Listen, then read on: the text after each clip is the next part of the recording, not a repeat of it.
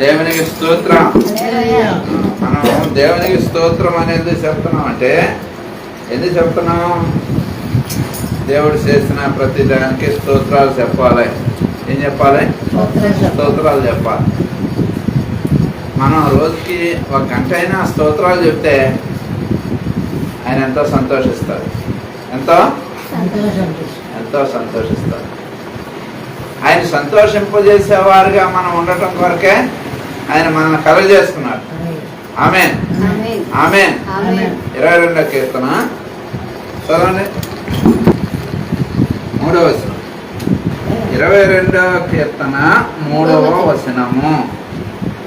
కీర్తన 22. ఇశ్రాయేలు చేయు స్తోత్రముల మీద ఆశీనుడవై ఉన్నావు. ఆమేన్. దేవుని స్తోత్రం. ఇటు చూడండి, నా వైపు చూడండి, ఇటు చూడాలి.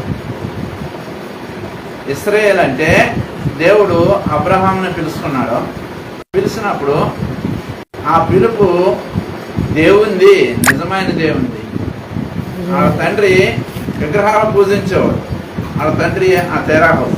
ఎవరైనా చెప్పండి, అబ్రహాం తండ్రి. ఇటు చూడండి, మీరు బైబిల్ని చూస్తే మీకేం అర్థం అవుతుంది. బడికి వెళ్ళినప్పుడు ఏం చేయాలి? మాస్టర్ చెప్పే మాటలు శ్రద్ధగా వినాలి. అప్పుడే వెళ్ళిన బాలికకి మాస్టర్ చెప్పిన మాటలు అబ్బతాయి. చూస్తే ఏమో అర్థం అవుతుంది. ఆమేన్. అందుకనే మీకు ఇంటికి వెళ్ళి ఈ హోంవర్క్ చేయమని హోంవర్క్ అప్పచెప్తారు. ఇంటికాడ చదవాలి, సన్నిధిలో బాగా వినాలి, నేర్చుకోవాలి. ఆమేన్. ఎవరో అబ్రహాము దేవుని నమ్మాడు. అబ్రహాము తండ్రి తెరాహు విగ్రహాలు పూజించేవాడు, విగ్రహాలు చేసుకునేవాడు. కానీ విగ్రహాలని నిజమని నమ్మాడు అబ్రహాం.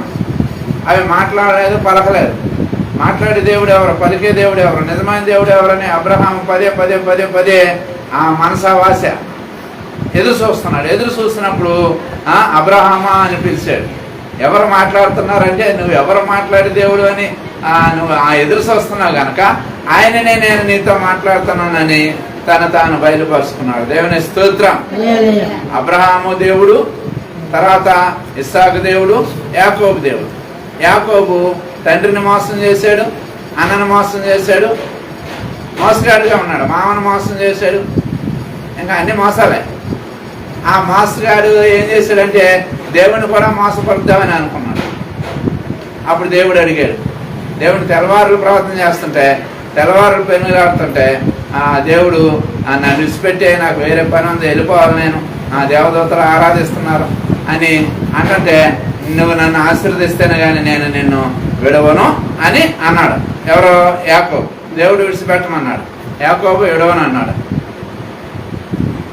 నన్ను ఎందుకు విడిచిపెట్టవని ఒక దెబ్బ కొట్టాడు. కొట్టిన వాడవు నీవే, బాగు చేయవాడవను నీవే. నువ్వు నన్ను బాగు చేస్తాను, నువ్వు నన్ను ఆశీర్వదించంటే అప్పుడు నీ పేరేంటంటే అతను అబద్ధ మార్గని అప్పుడు ఒప్పుకున్నాడు. నేను మోసగాన్ని అని. ఏమన్నాడు? నేను మోసగాన్ని. తండ్రిని మోసం చేశాను, అన్నను మోసం చేశాను, మామను మోసం చేశాను, భార్యని మోసం చేశాను.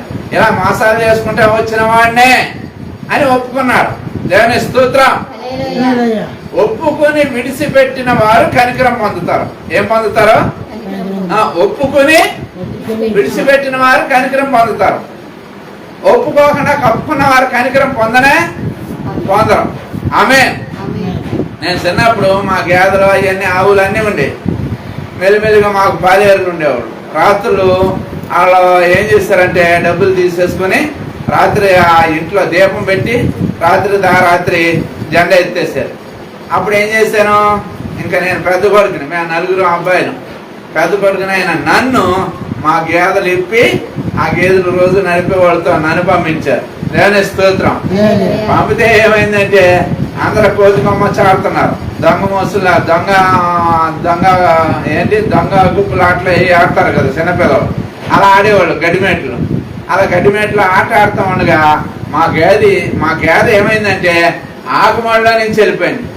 ఎలా వెళ్ళిపోయింది? ఆకుమళ్ళ నుంచి వెళ్ళిపోయినప్పుడు మా గేదెతో పాటుగా దాన్ని వెంబడించిన పిల్లలు కూడా అందులోనే వెళ్ళిపోయి లాస్ట్కి కోతకొమ్మచ్చి ఇవన్నీ దొంగ ముసులు ఆటలన్నీ అయిపోయిన తర్వాత చూస్తే మా గేదెలు ఎక్కడికి వెళ్ళిపోయినాయి. ఇంకా నిజంగా రైతు ఆకుమడి కొట్టే తొక్కుకుంటూ వెళ్ళిపోయి ఇక్కడ ఉంటే రైతు వస్తాడు కొట్టేస్తాడని భయం వేసి మా గేదెలై తోలుకుని వెళ్ళిపోయాను. దేవుని స్తోత్రం. అప్పుడు మా తాతయ్య కొట్టులోకి నేను వెళ్ళేవాడిని. రాయవరపు రాములు దేశీ క్యాంపులో జరిగిన విషయం ఇది. కర్ణాటకలో రాయచూరు జిల్లా గంగావతి తాలూకా దేశీ క్యాంప్ అనే ఊరు. మా తాత దగ్గరికి నేను రోజు వెళ్ళేవాడిని. పావలు ఇచ్చేవాడు. ఆ పావలు వస్తే బెల్లం కొమ్ములు మిఠాయి కొమ్ములు అదే చక్కెర కొమ్ములు ఇవన్నీ కొనుక్కొని నేను తినేవాడిని. ఎంత పట్టణం వచ్చేది చక్కగా తినేవాడిని. రోజు ఆశ ఏమైపోతే రోజు సాయంత్రం వెళ్ళేటప్పటికి తిన్నగా మా తాత కొట్టు దగ్గర ఈ రైతు ఆకుమడి తొక్కేసింది అన్నాను కదా, ఆ ఆకుమడి రైతు ఆ చేను రైతు కొమ్మలో కూర్చొని ఉన్నాడు. దేవుని స్తోత్రం. నా గుండెల్లో పడింది. ఏం పడింది? రాయి పడింది. వచ్చేసాడు వేసేస్తాడు. అక్కడ తప్పించుకున్నాను కానీ ఇక్కడ తప్పించుకొనే శ్రద్ధగా ఇక్కడ తప్పించుకోలేనని ఏమన్నా మాట్లాడితే తర్వాత ప్రార్థన అయిపోయిన తర్వాత వాక్యం అయిపోయిన తర్వాత ఆరాధన అయిపోయిన తర్వాత మాట్లాడుకోవాలి.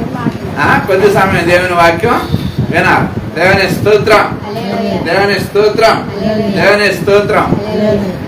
అప్పుడు నేను వెళ్ళిన వెంటనే నన్ను దగ్గర తీసుకుని ఏమన్నాడంటే ఎరకన్నా మా ఆకుమడి ఎవరి గేదెలు తొక్కేసినాయి అని అడిగాడు.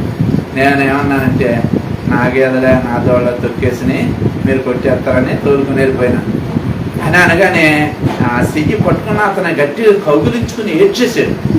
ఎందుకు ఏడ్చేశాడు? ఎందుకు ఏడ్చేశాడు చెప్పాలి. అంత ప్రేమ పొంగిపోయింది. నిజం ఒప్పుకున్నందుకు ఆయన ఏడ్చేశాడు. దేవుని స్తోత్రం. మనిషి ప్రేమే అంత కఠినంగా వచ్చిన అతనే నన్ను కొట్టాలని మా పెద్దలకు చెప్పి నన్ను బాధించాలని వచ్చిన ఆయనే ఆకుమడి తొక్కితే తప్పేయాలా, దానికి పెనాల్టీ కట్టాలా, తర్వాత తన్నది తినాలా, ఎంత ఇబ్బంది. కానీ ఒప్పుకున్నందుకు అంత కనికరం చూపించాడు. దేవుని స్తోత్రం. మనుషుల కనికరమే అంత అయితే దేవుని కనికరం ఇంకెంత గొప్పదే. యాకోబు ఒప్పుకున్నాడు, నేను మోసగాన్నయ్యా, పలానా మోసం చేశాను, నన్ను క్షమించిన ఆయన. నువ్వు క్షమించుడికి సిద్ధ మనసు కలిగిన వాడు. నువ్వు క్షమించకపోతే మేము ఎక్కడికి వెళ్తాం తండ్రి? క్షమించుటకు నీ దగ్గర కృప దొరుకుతుంది. నీ కృపను బట్టి నన్ను క్షమించమని అంటే క్షమించి నువ్వు ఒప్పుకున్నావు గనక నీ పేరు మోసగాడు యాకోబు అనబడదు గాని ఇశ్రాయేలే అని దేవుడు పేరు పెట్టాడు. దేవుని స్తోత్రం. ఇశ్రాయేలుగా దేవుడు యాకోబుకి పేరు పెట్టాడు. ఆ పేరును బట్టి ఇశ్రాయేలీలు అనబడ్డారు. దేవుని స్తోత్రం. మొదట ఎబ్రీలు. ఎవరో? ఎబ్రీలు. దేవుని నమ్ముకొని దేవుని వెంబడిస్తూ ఉండగా ఆయన యాకోబుకి ఇశ్రాయేల్ అని పేరు పెట్టాడు. అప్పటి నుంచి ఇశ్రాయేలీలని ఇశ్రాయేల్ దేశమని నేటి వరకు ఆ పేరు ఉండిపోయింది. దేవుడు పెట్టిన పేరు నేటి వరకు నిలుస్తున్నది. దేవుని స్తోత్రం. ఈ దేవుడు ఇశ్రాయేలు స్తోత్రముల పైన ఆసీనుడు. మన రోజు మోకరించి తెల్లవారుజామున మధ్యాహ్నం సాయంత్రం మోకరించి దేవా స్తోత్రమయ్యా, స్తోత్రమయ్యా, స్తోత్రమయ్యా. నువ్వు కలుగజేసిన సూర్య చంద్రాదుల కొరకు స్తోత్రాలు తండ్రి. నువ్వు కలుగజేసిన ఆకాశ మహాకాశాల కొరకు స్తోత్రం తండ్రి. నిద్ర వచ్చేస్తుంది. అప్పుడే వచ్చి గంట కూడా అవ్వలేదు. ఆమేన్. మన పితరులు ఏం చేసేవాడంట, ఒక జాము అంటే 4 గంటలు దేవుని స్తోత్రాలు చెప్పేవాడు. 1 గంట సేపు దేవుని వాక్యం వినేవాడు. అంటే దేవుని ధర్మశాస్త్రం కన్నా 1 గంట సేపు ఏం చేసేవాడు అంటే దేవునికి ఆరాధన చేసేవాడు. 1 గంట సేపు తమ పాపములు, అపరాధములు, దోషములు, అతిక్రమములు తమ పితరుల 3, 4, 7 తరముల వారు చేసిన వారి అవన్నీ ఒప్పుకొని విడిచిపెట్టేవాడు. దేవుని స్తోత్రం, దేవుని స్తోత్రం, దేవుని స్తోత్రం, దేవుని స్తోత్రం, దేవుని స్తోత్రం. మన దేవుని మందిరానికి రాక ఎప్పుడో అమెరికా నుంచి వచ్చినట్లుగా, జపాన్ నుంచి వచ్చినట్లుగా, ఫారిన్ నుంచి వచ్చినట్లుగా, ఎక్కడి నుంచి వచ్చినట్లుగా, విమానాల మీద వచ్చినట్లుగా, దారులు సరిలేవు, ట్రాఫిక్ పెరిగిపోయింది అని వచ్చినట్లుగా ఎప్పుడో లేషన్ వస్తాం. వచ్చి నిద్ర 2 మాటలు అనగానే అని నిద్రపోతాం. దేవుని స్తోత్రం. మన నిద్రపోవాలి. ఎప్పుడు పోవాలి? రాత్రే నిద్రపోవాలి. పగలంతా పని చేసిన తర్వాత మధ్యాహ్న కాలం 1 గంట రెస్ట్ తీసుకోవాలి. అలా రెస్ట్ తీసుకుంటే ఈ దేహానికి రెస్ట్ దొరుకుతుంది. తర్వాత మన పనులు మనం చేసుకుంటాం. రాత్రి కూడా పడుకోవాల్సింది పడుకోవాలి. రాత్రి తెల్లవారు సెలవు చూస్తూనే ఉంటారు. పగలంతా నాకు నీరసం వచ్చేసింది అని అంటూ ఉంటాం. నీరసం ఎందుకు వస్తుంది? సెల చూడద్దని కాదు, తగు మాత్రంగా చూడాలి. కట్టేసి మన పనులు చూసుకోవాలి. ఎప్పుడు చేసే పని చెప్పాలి, ఎప్పుడు చేసే పని అప్పుడు చేయాలి. ఆమె ఆమె ఆమె ఆమె ఆమె ఇశ్రాయేలు దేవుణ్ణి మనం స్తోత్రించే వారిగా ఉండాలి. పొద్దున్న, మధ్యాహ్నం, సాయంత్రం ఎక్కువ సమయం స్తోత్రించాలి. నువ్వు కలగజేసిన సమస్తం కొరకు, నువ్వు ఇచ్చిన రక్షణ కొరకు, స్వస్థత కొరకు, పాప క్షమాపణ కొరకు, నిత్యజీవపు ఆశీర్వాదం కొరకు స్తోత్రాలు స్తోత్రాలు స్తోత్రాలు స్తోత్రాలని మన దేవుని స్తోత్రించాలి. ఎల్లప్పుడు అన్ని పనులు మానేసి ఒకసారి కూర్చొని స్తోత్రించడం కాదు. తెల్లవారుజామున లేచినప్పుడు ఏ పనులు ఉండవు. తెల్లవారుజామున కొంత సమయం దేవుని స్తుతించాలి, స్తోత్రించాలి. మన పనులన్నీ అయిన తర్వాత మధ్యాహ్న కాలం కొంచెంసేపు స్తుతించాలి, స్తోత్రించాలి. అన్ని పనులు అయిన తర్వాత రాత్రికాల సమయంలో కొద్ది సమయం స్తుతించాలి, స్తోత్రించాలి. పగల పనులు చేసుకున్నప్పుడు సత్యవతి గారు ఇడ్లీలు అట్లే వస్తుంది, గారెలు ఏమన్నా బజ్జీ పనులు చేసుకుంటా, దేవస్తోత్రం పనులు చేసుకుంటానే. మన పనులు చేసుకుంటానే దేవుని స్తోత్రించాలి. దేవుని స్తోత్రం. స్తోత్రించే వారి చుట్టూ దేవుని ఆత్మ తోడుగా ఉంటాడు, కావలిగా ఉంటాడు. దేవుని స్తోత్రం. ఇశ్రాయేలు కాపరి నీకే స్తోత్రము, నిన్నే అనుసరింతము జీవితాంతము. అందరూ పాడండి.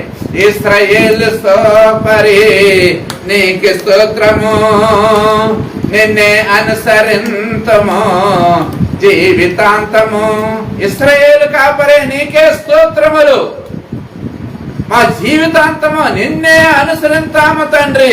నీకే స్తోత్రములని స్తోత్రాలు చెల్లించాలి. దేవుని స్తోత్రం.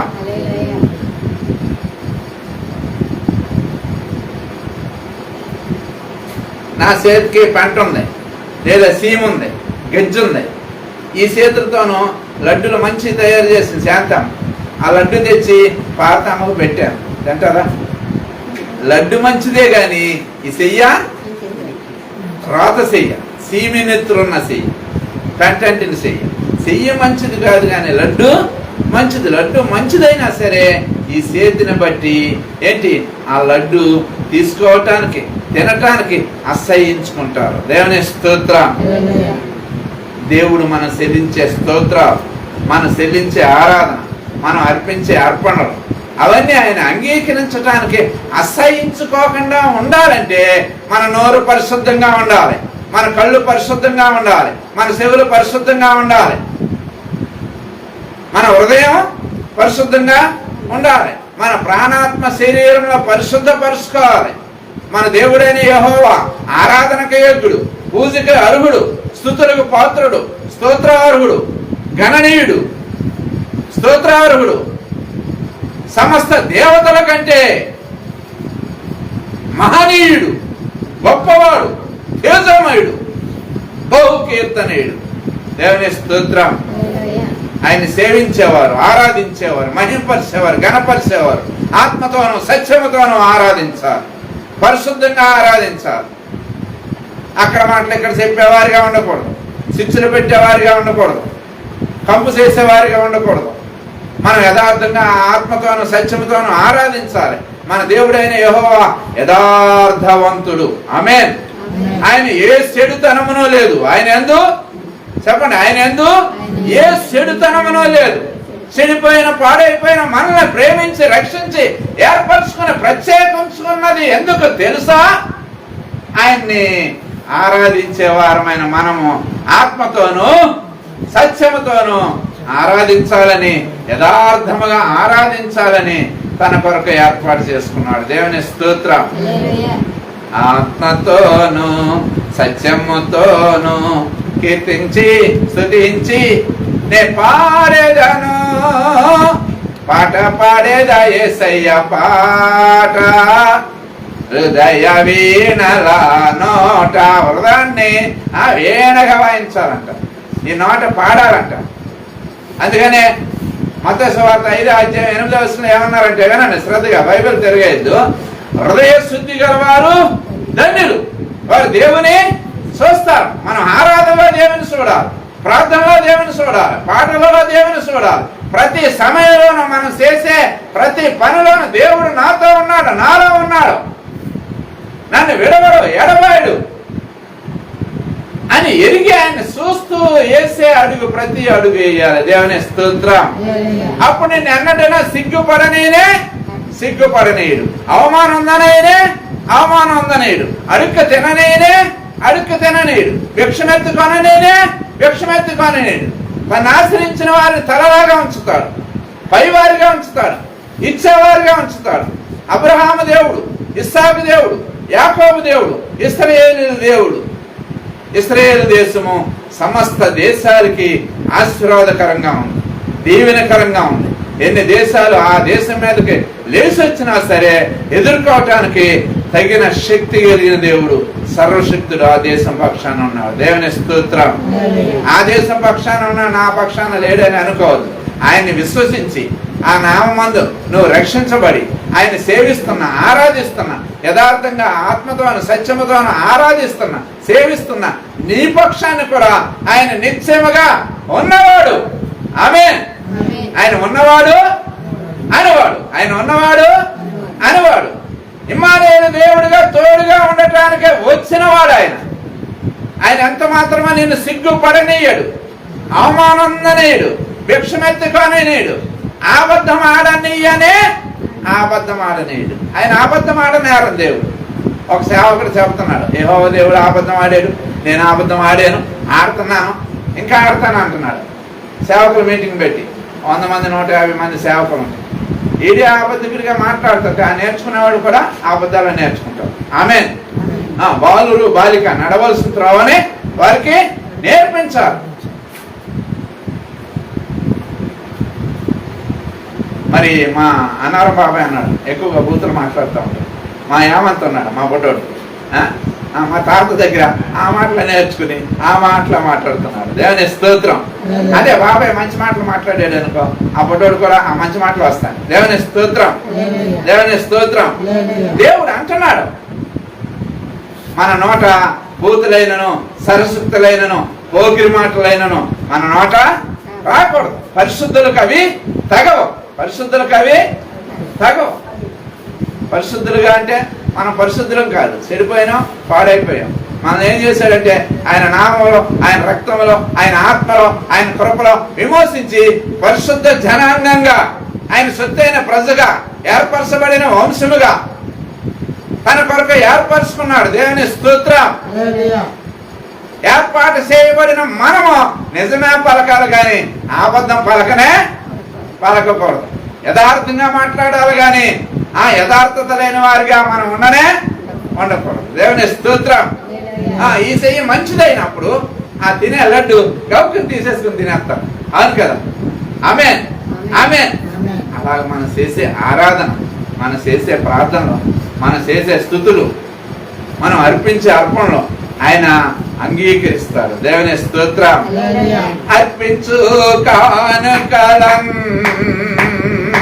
వ్యయముగా అంగీకరించం స్తుతియాగమంతటినే. అర్పించే కానుకలు అంగీకరిస్తాడు ఆయన, స్తుతియాగమంతటిని ఆయన అంగీకరిస్తాడు. ఆయన ఎప్పుడు అంగీకరిస్తాడో, ఎలా అంగీకరిస్తాడంటే ఈ చెయ్యి పరిశుద్ధంగా ఉండి ఆ పరిశుద్ధమైన లడ్డుని ఇచ్చినప్పుడు మనం తిన్నట్టుగానే ఆయన మనము దేవునికి పరిమళ వాసనగా ఉండుట కొరకే మన కొరకు తను తాను అప్పగించుకున్నాడు. దేవుని స్తోత్రం. ఒకప్పుడు తేలిక మాట్లాడాం, నడుచుకున్నాం, ప్రవర్తించాం. కానీ పరిశుద్ధ జనాంగంగా ఏర్పరచబడిన మనము అలా మాట్లాడకూడదు, అలా ప్రవర్తించకూడదు. దేవుని కొరకు నీతిగా, యథార్థంగా, నమ్మకంగా నడుచుకోవాలి. ఆమేన్. ఈ దేవుడు ఎవరు? ఇశ్రాయేలు స్తోత్రముల పైన ఆసీనుడు. మూలవాక్యం అంటే ఇశ్రాయేలు స్తోత్రముల పైన ఆసీనుడు. ఇశ్రాయేలు అంటే వారి స్తోత్రముల పైన ఆసీనుడు కాదు. వినాలి శ్రద్ధగా. వారు ఎలా రక్షించబడ్డారంటే ఎడ్లు ఎక్కాయో, కోడలు ఎక్కాయో, గొర్రెలు ఎక్కాయో, మేకలు ఎక్కాయో. ఏంటి అబ్రహాము దేవుడు, ఇస్సాకు దేవుడు, యాకోబు దేవుడు అని అలా విశ్వసించి అలా రక్షించబడ్డారు. మనమైతే ఈ దేవుని గొర్రె పిల్ల రక్తం, అమూల్యమైన రక్తం, అతి పరిశుద్ధమైన రక్తం, సాక్షాత్తు దేవుడే కుమారుడుగా దిగొచ్చి మన కొరకు బలైపోయిన యేసుక్రీస్తు వారి అమూల్యమైన రక్తం ద్వారా మనం విమోచించబడ్డాం. ఆమేన్. వారికంటే శ్రేష్ఠులు మనమే. వారికంటే చెప్పండి, వారికంటే శ్రేష్ఠులు మనం. అందుకని మనం లేకుండా వాళ్ళ సంఖ్య సంపూర్తి కాదంట. మనం లేకుండా చెప్పాలి, మనం లేకుండా వాళ్ళ సంఖ్య సంపూర్తి కాదంట.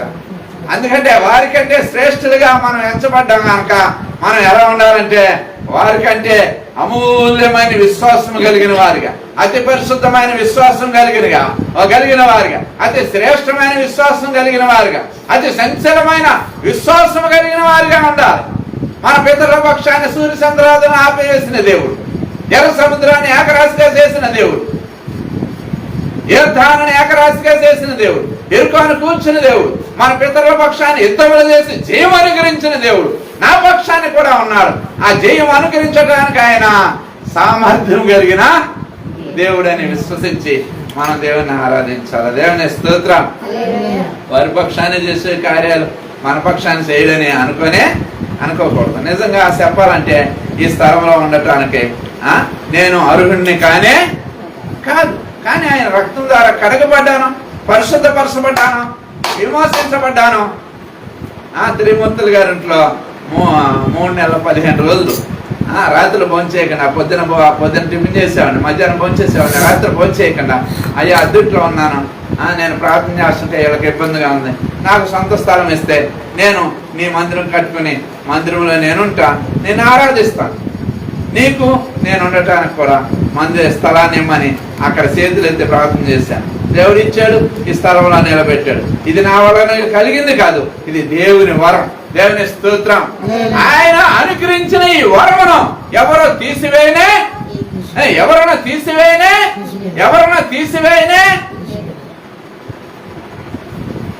యేసే మీదకే ఎన్నో వచ్చినాయి. ఆయన్ని విశ్వసించిన, ఆయన ఆశ్రయించిన మన మీద కూడా ఎన్నో వస్తాయి. కానీ అన్నిటిలోనూ మనకు జయమిచ్చేవాడు, జయశీలుడు మన పక్షాన ఉన్నాడు. దేవుని స్తోత్రం. విజయశీలుడా నా ప్రాణ ప్రియుడా, కృతజ్ఞతతో నిన్న స్తుతించెదను. నా యేసయ్యా నిన్ను వేడుకొనగా నా కార్యములన్నీ సఫలము చేసితివి. నా యేసయ్యా నిన్ను వేడుకొనగా నా కార్యములన్నీ సఫలము చేసితివి. విజయశీలుడా నా ప్రాణ ప్రియుడా, కృతజ్ఞతతో నిన్ను. ఆమేన్. ప్రతి విషయంలో కృతజ్ఞతాస్తుతులు చెల్లిస్తూ ఆయన సేవించినప్పుడు, ఆత్మతోనూ సత్యముతోనూ యథార్థముగా ఆయన ఆరాధించినప్పుడు, మన హృదయాలు పరిశుద్ధంగా ఉంచుకొనినప్పుడు, మన ప్రాణాత్మ శరీరంలో ఆయన రక్తంలో కడగబడినప్పుడు, ఆయన ఆత్మలో పరిశుద్ధపరచబడినప్పుడు, ఆయన నామములో పవిత్రపరచబడినప్పుడు, ఆయన కృపలో విమోచించబడినప్పుడు, విమోచన గీతంలో పాడినప్పుడు ఆయన నిత్యముగా నీ పక్షాన్ని నిలుచుండి యుద్ధము చేసి జయము అనుగ్రహిస్తాడు. దేవుని స్తోత్రం. యుద్ధము యెహోవాదే, యుద్ధము యెహోవాదే. అందరూ కలిసి యుద్ధము యెహోవాదే, యుద్ధము. రాజులు మనకెవరు లేరు, సూరులు మనకెవరు లేరు, రాజులు మనకెవరు లేరు, సూరులు మనకెవరు లేరు. విశ్వాసమునకు కర్త అయినా యేసయ్యా మన అండ. విశ్వాసమునకు కర్త అయినా యేసయ్యా మన అన్న ఇద్దము యెహోవాదే ఇద్దము నిత్యముగా నా దేవుడు నా పక్షాన ఉన్నాడు, నాతో ఉన్నాడు, నాలో ఉన్నాడు. నన్ను విడవడు, ఎడబాయడు, నన్ను మరువడు, మారడు. నన్ను ఎన్నటెన్నటికి తోడుగా ఉండి సంరక్షిస్తూ కాపాడుతూ ఆయన నడిపిస్తాడు. ఆయన అరచేతులలో నన్ను సెక్కుకున్నాడు. ఆయన ఇశ్రాయేలు యొక్క పరిశుద్ధ దేవుడు, విమోచించే దేవుడు, ఆయన సర్వలోకానికే దేవుడు అని విశ్వాసంతో మనం ఆయన వైపు చూస్తూ మనం పరిశుద్ధపరుచుకొనుచు ఆయన్ని ఆత్మతో సత్యముతో ఆరాధిస్తూ ఆయన వైపు చూస్తూ సాగినప్పుడు నిన్నెంత మాత్రమును సిగ్గుపడనీయుడు, అవమానందనేయుడు. ఆమేన్. నా జనులు ఇక ఎన్నాడు సిగ్గుపడరంటివే, నా జనులు సిగ్గు మాటిస్తారు. రాజులు, అధికారులు, ప్రధానులు, మనుషులు అందరూ ఉన్నారు. వాళ్ళు ఎన్నో మాటలు ఇస్తారు, కానీ వాళ్ళ మాట తప్పుతారు. కానీ ఇశ్రాయేలు దేవుడు, ఇశ్రాయేలు పరిశుద్ధ దేవుడు, విమోచకుడు. నీకు ఆయన మాట ఇచ్చే మాట తప్పేవాడు కానే కాదు. మాట ప్రకారంగా నేను ఎంత మాత్రము సిగ్గు నందనీయుడు, అవమానం నందనీయుడు, భిక్షమెత్తి కొననీయుడు, అడుక్కు తిననీయుడు. నేను తలలాగా ఉంచటానికి, నేను పైవారిగా ఉంచటానికి, నేను ఇచ్చేవారిగా ఉంచటానికి, నిన్ను తన కొరకు ఏర్పరుచుకుని లోకంలో జ్యోతి వలె నిలబెట్టుకోవటానికి, ఈ లోకయాత్ర ముగించిన తర్వాత తనతో తీసుకెళ్లి నిత్యత్వంలో ఉంచటానికి ఆయన సామర్థ్యం కలిగిన దేవుడు. దేవుని స్తోత్రం. కళ్ళున్నాయి, ఆయన చూస్తున్నాడు. చెవులున్నాయి, వింటున్నాడు. ఆయన కాళ్ళున్నాయి, ఆయన నీతో నడిచి వస్తున్నాడు. చేతులున్నాయి, ఆయన నిన్ను ఎత్తుకొని బలపరిచే దేవుడు. ఆయన మనసున్న మంచి దేవుడు. దేవుని స్తోత్రం. ఆయనే జీవము కలిగిన దేవుడు. చెప్పండి, ఆయనే జీవము కలిగిన దేవుడు. జీవం ఇచ్చిన దేవుడు నీతో ఉన్నాడు, నాతో ఉన్నాడు, మనతో ఉన్నాడు. ఎంత మాత్రము నేను నిరాశగా విడిచిపెట్టు. మోకరించండి, ప్రార్థన చేసుకున్నాం. అందరూ మోకరించండి, ప్రార్థన చేసుకున్నాం. అందరూ మోకరించండి. ఆయనే నిజమైన దేవుడు, ఆయనే జీవము కలిగిన దేవుడు, ఆయనే సదాకాలము రాజు. ఆయన మాట ఇచ్చే మాట నెరవేర్చే దేవుడు, మాట తప్పని దేవుడు, యథార్థమైన దేవుడు, అబద్ధమాడనేరని దేవుడు. ఆయనే నమ్మదగిన దేవుడు. ఆయన లాంటి దేవుడు ఈ లోకంలో ఎవడును లేనే లేడు. దేవతలలో దేవుడు యెహోవాయే దేవుడని కొనియాడబడుతున్న ఆరాధ్య దైవం ఆయన. ఎన్ని యుగాలకైనా ఆరాధ్య దైవము ఆయన మాత్రమే. ఆయనే ప్రార్థన చేసుకుందాం. అందరూ కళ్ళు మూసుకొని ఏకీపిద్దాం. విశ్వనాథ ప్రార్థన చేస్తారు. అందరూ ఏకీపిద్దాం. స్తోత్రమయ్యా.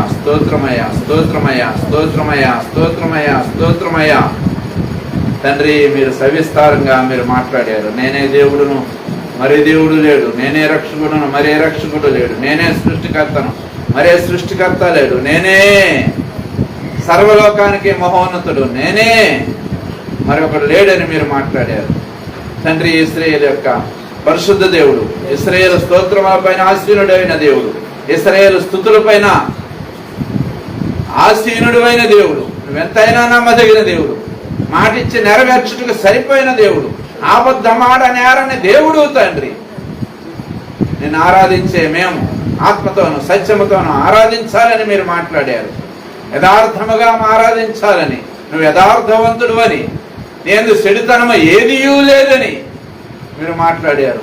అట్టి విధముగా ఉండుట కొరకు మమ్మల్ని ప్రేమించి రక్షించి నీ రక్తంలో కడిగి, నీ నామంలో కడిగి, నీ ఆత్మలో పరిశుద్ధపరిచి, నీ కృప విమోచించుకొని, నీ కృప ద్వారా బలవంతులుగా చేసి నేటి దినమున నీ సన్నిధిలో నిలబెట్టుకున్నందుకు నిన్ను స్తుతిస్తున్నాను తండ్రి. ఇంకనూ బలపరిచి నీ కొరకు నాయన లోకంలో జ్యోతుల వలె తేజరిల్లింపజేయండి. వచ్చిన ప్రతి బిడ్డని నాయన నిండారులుగా దీవించండి. ఆశీర్వదించండి, బలపరచండి, యథార్థముగా ఆత్మతోనూ సత్యముతోనూ ఆరాధించే వారిగా చేయండి. పరిసరని నిండారుగా దీవించి ఆశీర్వదించి అంచెంచెలుగా వర్ధుల చేయండి. ప్రతి అవసరాన్ని మహిమలో తీర్చండి. తలలాగా ఉండాలి, పైవారిగా ఉండాలి, ఇచ్చేవారిగా ఉండాలి. ప్రతి విషయంలో నీకు మహిమ తెచ్చేవారిగా ఉండాలి. అట్టి విధముగా సంఘమును దీవించి ఆశీర్వదించండి. సంఘ సరిహద్దులు విశాలపరచండి. నీ చేతిని తోడుగా ఉంచండి. కీడు రాకుండా చేసి దానిలో నుండి తప్పించండి. తెలిసి తెలియక చేసిన సమస్తము ఒప్పుకొనుచున్నాము తండ్రి. దయతో క్షమించండి, కనికరించండి, కృప చూపండి, ఆవరించండి, ఆదరించండి, సేద తీర్చండి. నేనున్నా నీతో అంటూ ధైర్యపరిచి ముందుకు నడిపించండి. నడిపించే నాయకుడైన యేసుక్రీస్తు నామమును స్తుతించి ఆరాధిస్తున్నాము తండ్రి.